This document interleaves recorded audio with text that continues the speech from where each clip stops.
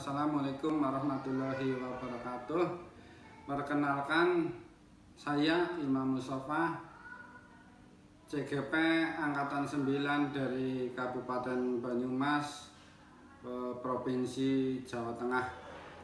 Di sini saya bersama Ibu KS, Ibu Adiasih,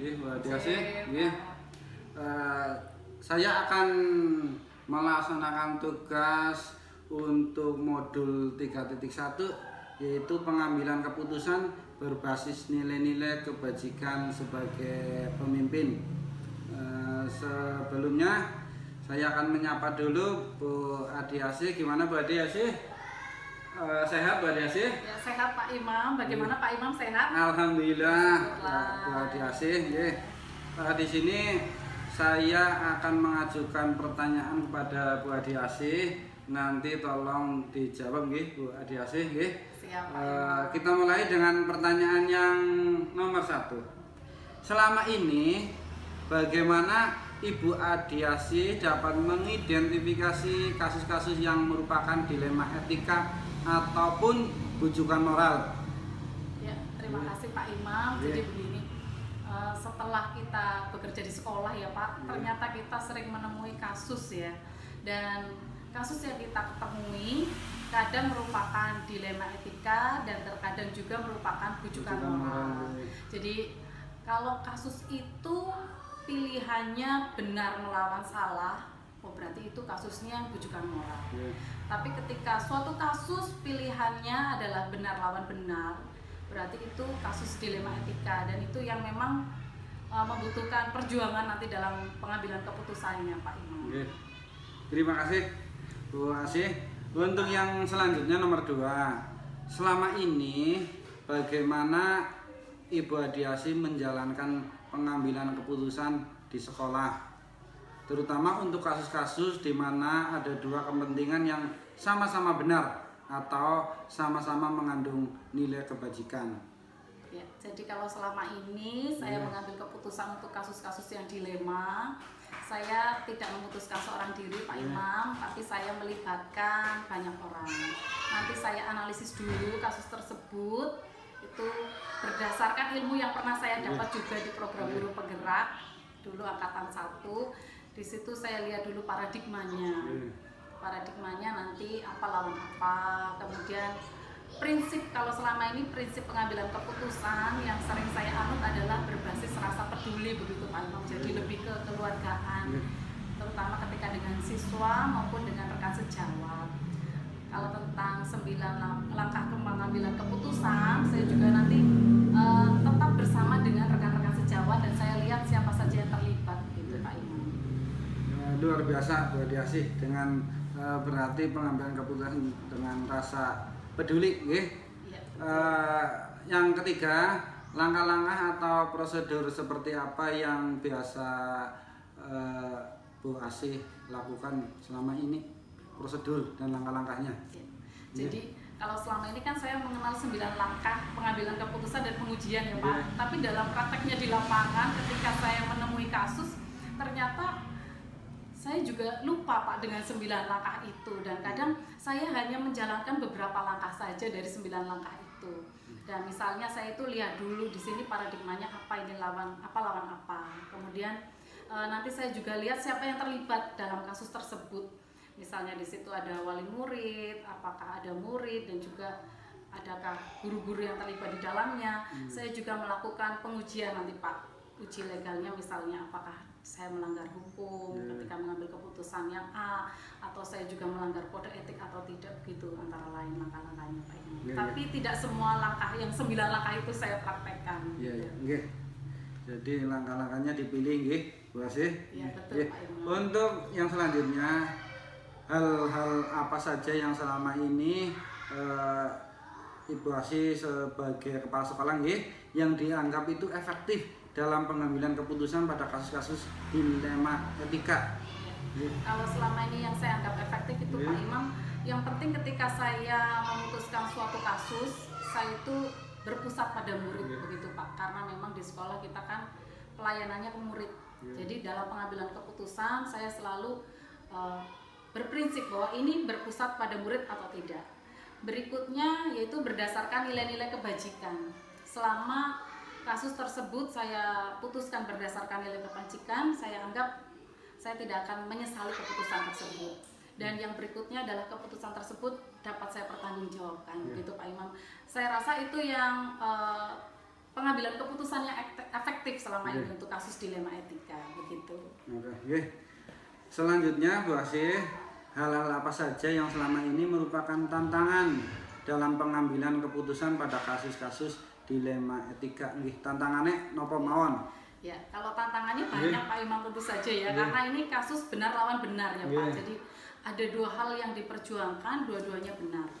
Kalau tantangan yang terbesar selama ini adalah ketika ada kasus yang paradigmanya itu individu nanti lawan masyarakat begitu ya Pak Imam. Jadi ada banyak perasaan yang harus istilahnya saya pertimbangkan di sini, perasaan individu atau perasaan banyak orang gitu Pak. Itu tantangan yang berat, tapi kembali lagi tadi saya ke yang sebelumnya, ketika yang saya ambil adalah keputusan itu berpusat pada murid dan berdasarkan nilai kebajikan, saya rasa keputusan saya tidak salah, dan tentu saja saya akan melibatkan banyak orang dalam pengambilan keputusan gitu Pak. Lanjut nggih, Bu Asih? Ya, siap Pak Imam. Nggih, untuk yang selanjutnya, apakah Anda, Bu Asih, memiliki sebuah tata kala atau jadwal tertentu dalam sebuah penyelesaian kasus dilema etika? Apakah Anda langsung menyelesaikan di tempat atau memiliki sebuah jadwal untuk menyelesaikannya? Bentuk atau prosedur seperti apa yang Ibu Asih jalankan? Ya, kalau selama ini ya Pak, kasus untuk dilema etika yang tidak istilahnya harus saya putuskan waktu itu, saya pasti nanti mengambil jeda dulu Pak Imam. Saya akan melibatkan banyak orang dulu untuk berdiskusi, jadi ada prosedurnya ya. Biasanya yang saya libatkan adalah rekan kerja, di sini rekan sejawat, ada guru dan tenaga kependidikan. Selain itu juga saya melibatkan komite sekolah Pak Imam, karena di sini ya komitenya sangat bagus, sangat mendukung. Dan jika kasus tersebut juga melibatkan wali murid, maka saya juga akan berkomunikasi dulu dengan wali murid. Jadi tentu saja dalam pengambilan keputusan nanti saya mengambil waktu dulu Pak Imam untuk berdiskusi, kemudian nanti juga saya ambil langkah-langkah dan refleksikan kembali apakah keputusan itu sudah benar. Begitu Pak Imam. Tidak gegabah nggih, Bu Asih. Nggih. Pak Imam. Untuk pertanyaan selanjutnya, adakah seseorang atau faktor-faktor apa yang selama ini mempermudah atau membantu Bu Asih dalam pengambilan keputusan dalam kasus-kasus dilema etika? Jadi selama ini Pak Imam, memang keluarga SD Negeri 3 Buniayu ini keluarga yang kolaborasinya sangat bagus. Jadi beberapa kali saya menemui kasus dilema etika, saya selesaikan dengan berdiskusi dan juga kolaborasi dengan banyak pihak. Terutama di sini adalah guru, nanti ada tenaga kependidikan dan komite sekolah yang tadi sudah saya ceritakan di sini sangat mendukung. Jadi saya libatkan. Mereka adalah orang-orang yang selama ini mendukung saya Pak. Dan selama ini keputusan yang saya ambil ternyata adalah keputusan yang tepat. Begitu Pak Imam. Untuk yang terakhir, ini pertanyaan terakhir Bu Asih. Ya, Pak Imam. Dari semua hal yang telah disampaikan tadi, pembelajaran apa yang dapat Bu Asih petik dari pengalaman Bu Asih mengambil keputusan dilema etika? Jadi di sini pembelajaran apa Bu Asih yang dipetik dari semua itu? Jadi kalau pembelajarannya begini Pak Imam, untuk kasus dilema etika, yang penting ketika saya akan mengambil keputusan itu berpusat pada murid atau tidak, gitu. Yang kedua berdasarkan nilai kebajikan universal, begitu Pak Imam. Dan yang berikutnya adalah dapat dipertanggungjawabkan. Saya melibatkan banyak orang di sini untuk berdiskusi, berkomunikasi supaya keputusan yang saya ambil itu tidak subjektif tapi objektif, begitu Pak Imam. Terima kasih.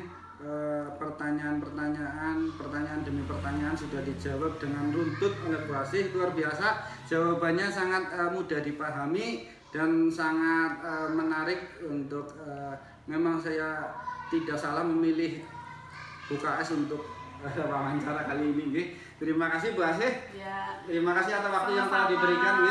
Pak Imam, sukses selalu. Amin. Sukses juga Bu Asih. Lancar. Amin. Mudah-mudahan wawancara kali ini ada manfaatnya ya Pak. Alhamdulillah. Amin.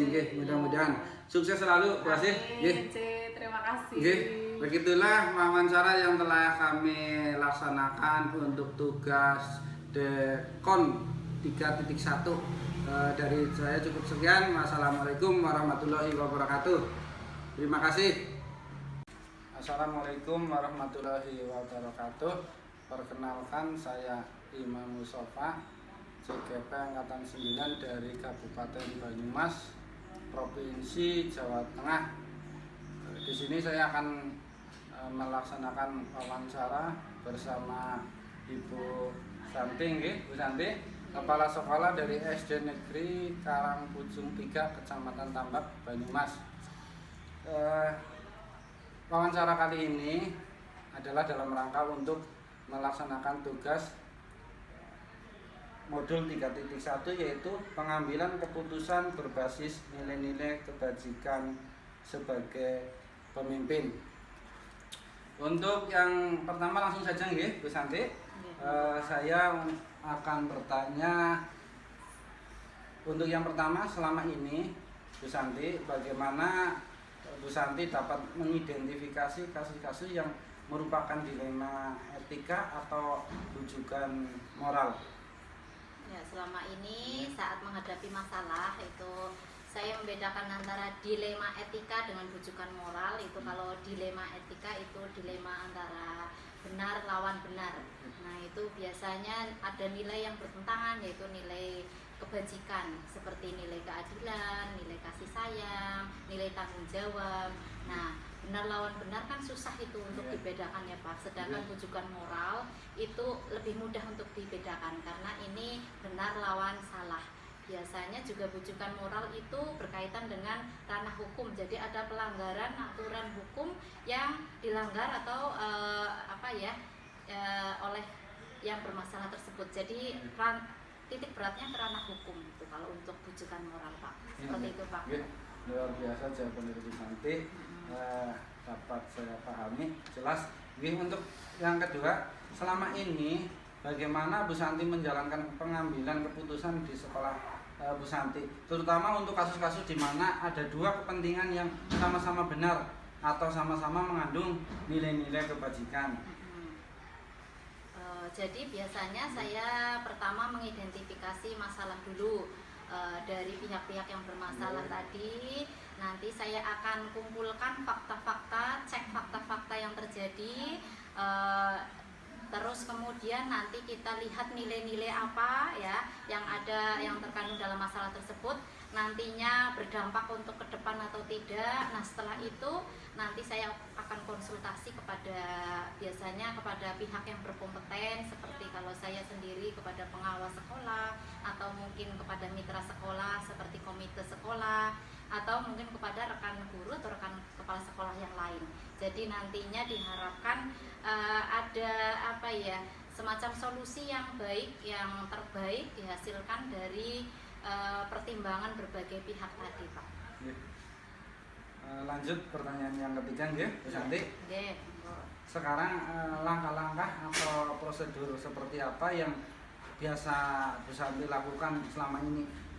Jadi untuk yang pertama biasanya saya akan memilih mana kebenaran mana yang kecil mudaratnya, yang besar manfaatnya. Itu juga saya pertimbangkan juga nanti hubungannya dengan kepentingan peserta didik. Jadi kalau biasanya seperti berpikir berbasis hasil akhir atau berbasis peraturan atau mungkin berbasis rasa peduli ya. Nanti terakhir kita investigasi kembali fakta-fakta yang terjadi atau bisa kita temukan peluang yang lain, baru kita simpulkan, kita buat keputusan yang terbaik untuk kedua belah pihak.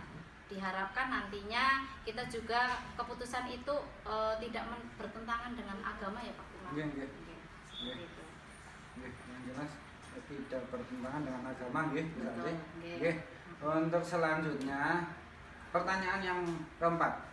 Hal-hal apa saja yang selama ini Bu Santi anggap efektif dalam pengambilan keputusan pada kasus-kasus dilema etika?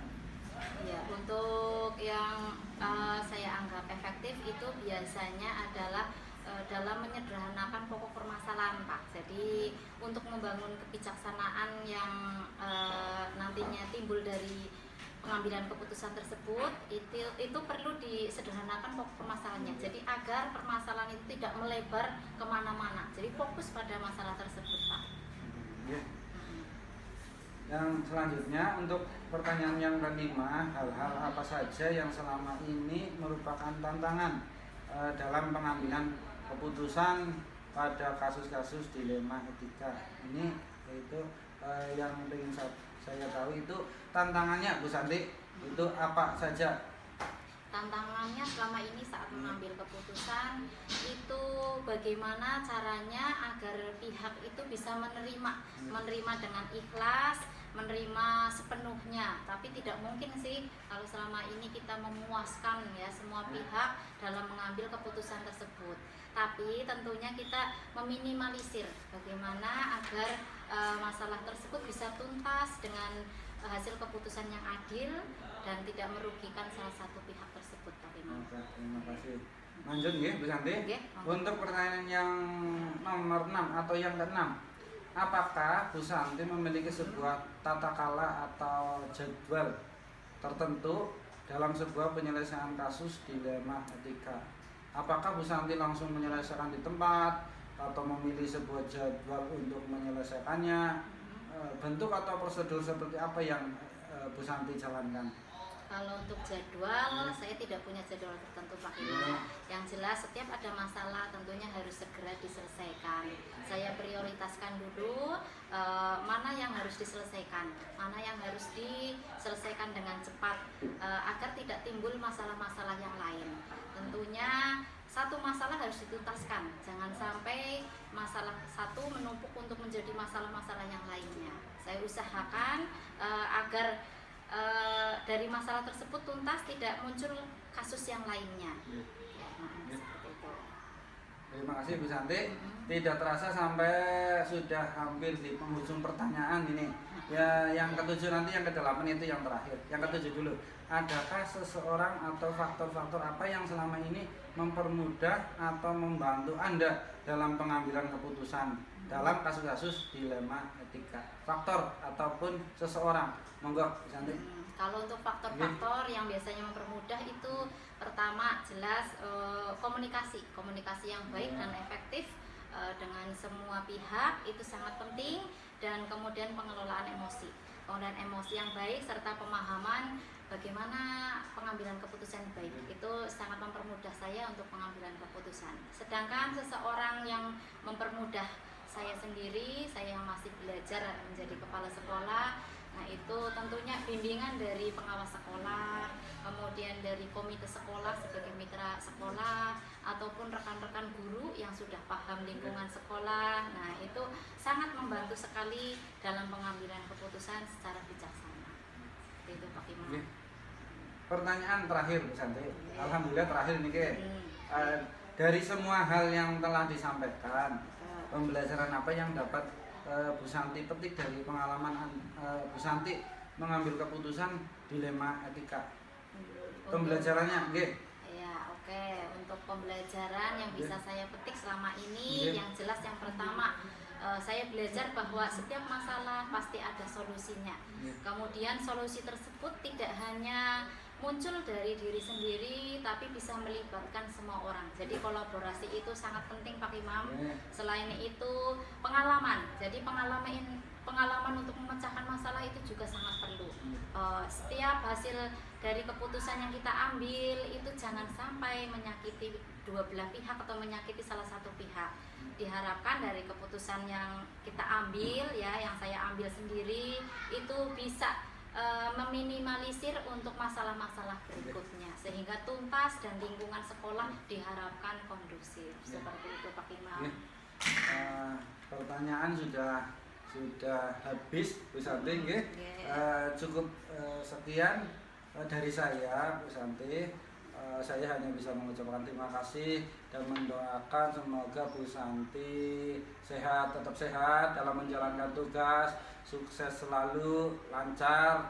Nah, ada kaitannya dengan ini, semoga bila ada Bu Santi dalam menjalankan tugas itu ada permasalahan, semoga Bu Santi dapat memutuskan atau mencari solusinya dengan tepat dan menjadikan Bu Santi dalam menjalankan tugas itu lancar, tidak ada halangan suatu apa, nggih. Santi, sekali lagi terima kasih. Untuk wawancara kali ini saya cukupkan sekian. Mohon maaf bila ada kekurangan. Wassalamualaikum warahmatullahi wabarakatuh. Waalaikumsalam. Terima kasih. Santi. Sama-sama, Pak Imam.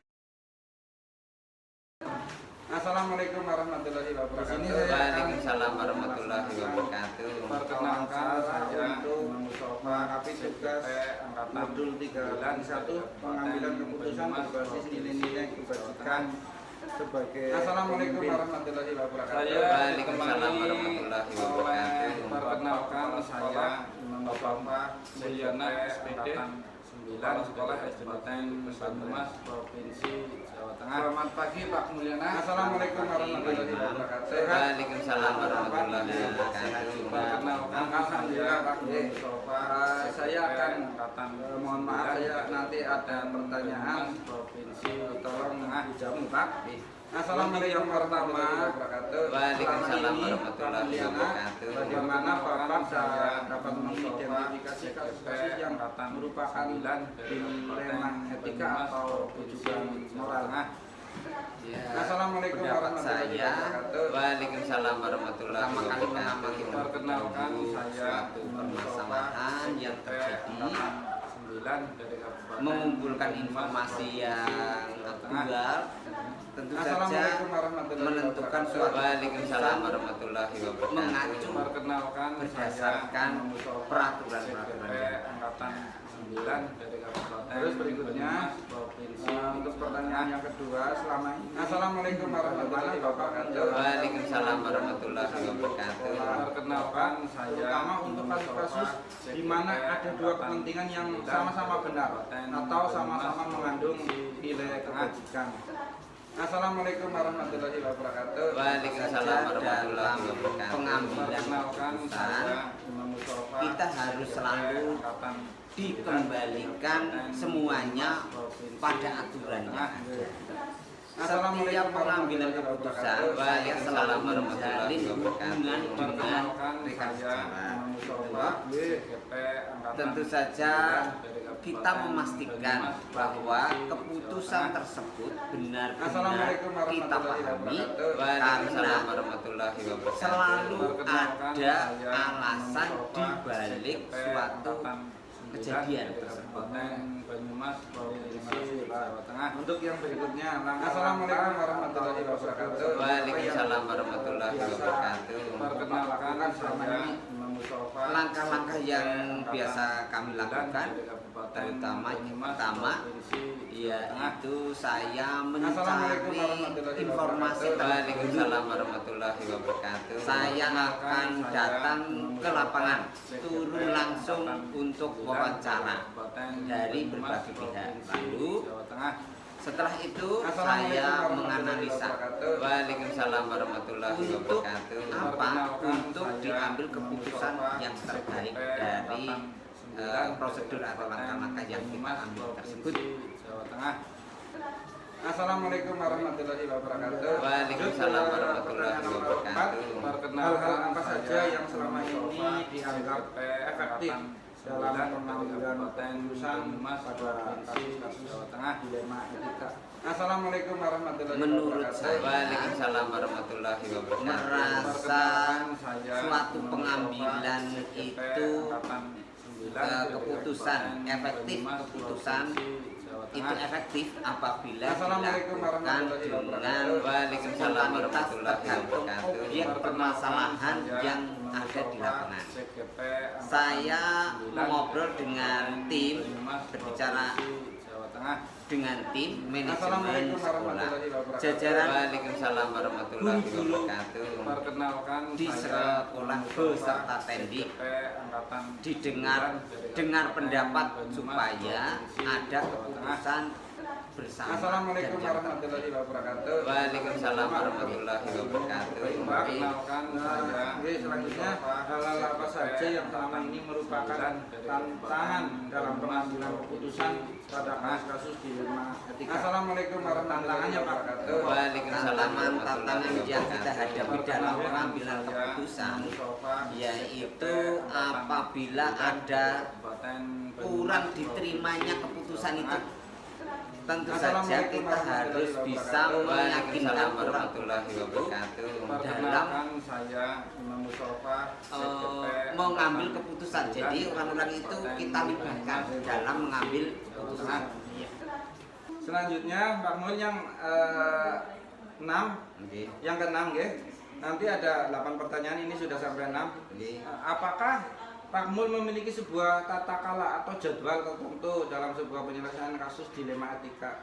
Apakah Pak Mul langsung menyelesaikan di tempat atau memiliki sebuah jadwal untuk menyelesaikannya? Bentuk atau prosedur seperti apa yang Pak Mul jalankan? Ini untuk jadwal, misalkan setiap hari Senin itu Pak Mul menyelesaikan masalah, atau hari Selasa seperti itu, atau seperti apa prosedurnya, monggo? Terima kasih.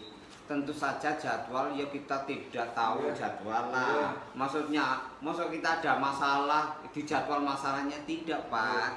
Tentu saja kita tidak punya jadwal. Semoga tidak ada masalah yang terjadi. Pokoknya harus kita selesaikan apa yang menjadi masalah kita lebih dengan baik sebisa mungkin, yang efektif, dan semuanya tentu saja menyadari dan memahami. Jadi itu tidak ada jadwal nih Pak. Kalau ada jadwal itu seperti mengharap masalah nih Pak.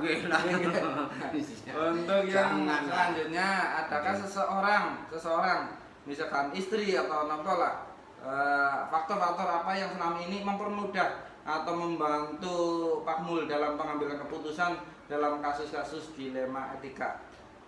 Faktor-faktor yang memudahkan kita untuk menyelesaikan kasus-kasus dilema etika tentu saja adanya dukungan dari rekan-rekan guru, dari rekan-rekan tenaga kependidikan yang ada di sekolahan ini. Jadi semuanya memang saling mendukung.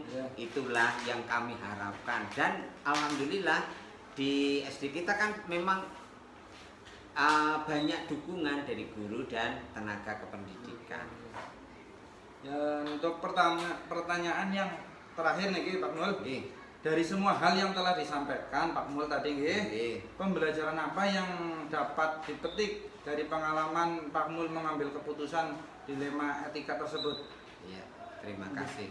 Tentu saja pengalaman yang terbaik yang saya ambil dari memutuskan dilema etika tersebut adalah tentu saja gurunya yang terbaik. Tentu saja ya, kita kan belajar dari berbagai kejadian untuk setiap kasus, setiap permasalahan yang ada di lapangan. Tanpa dukungan dari guru, saya kira saya tidak bisa mengambil keputusan dengan baik. Nah, itu terima kasih, pengalaman adalah guru yang terbaik. Jadi pengalaman adalah guru yang terbaik Pak. Untuk pertanyaannya sudah habis Pak, sudah selesai. Terima kasih. Terima ya, kasih Pak Mul, Pak Imam. Saya kira cukup sekian wawancara kita kali ini Pak KS. Mudah-mudahan Pak Mulyana diberi kesehatan dalam menjalankan tugas, lancar, dan ada kaitannya dengan ini dilema etika. Mudah-mudahan jika terjadi suatu masalah dalam tugas atau di sekolah kita, Pak Mul dan kita semua dapat mengambil keputusan yang terbaik, Pak Mul. Amin. Semoga sukses selalu Pak Mul. Amin. Terima kasih juga. Pak Imam juga selalu sehat selalu. Terima kasih, amin. Lolos. Tapi niki nggih lemah-lemah terus nggih Pak Mul, Gusti Allah sing bales nggih. Terima kasih Pak. Nggih. Demikian wawancara saya dengan Pak Kepala Sekolah Pak Mulyana SPD. Saya kira cukup sekian. Wassalamualaikum warahmatullahi wabarakatuh.